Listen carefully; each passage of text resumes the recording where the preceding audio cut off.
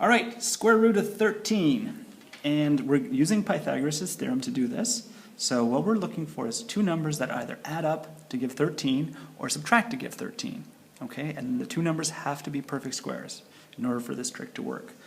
Okay, so what I'm saying is that 13 is equal to 4 plus 9. Okay, and knowing that, we can say that, okay, that this is your c squared is equal to your a squared plus b squared. Okay, so a is equal to 2, and b is equal to 3, and c is equal to the square root of 13, just like that.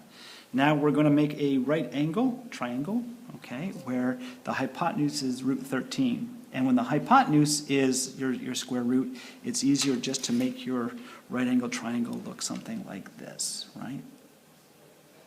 So you make this is your A, that's your B, and this is your C. Okay, so you make your legs a horizontal line and a vertical line. Okay, and then the hypotenuse becomes this nice oblique angle.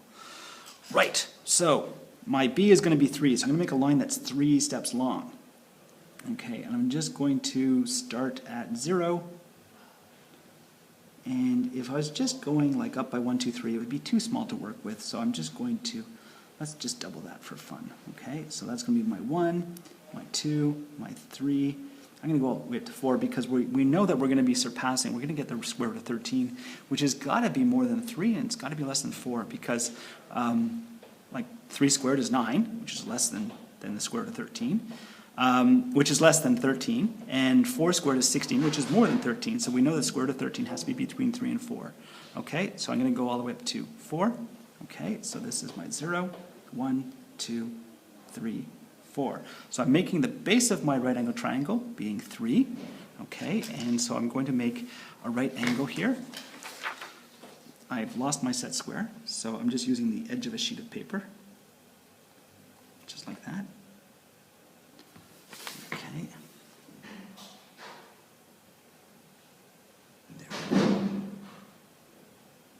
There we go. Here's a nice right angle. And we just have to make sure that our A is going to be 2.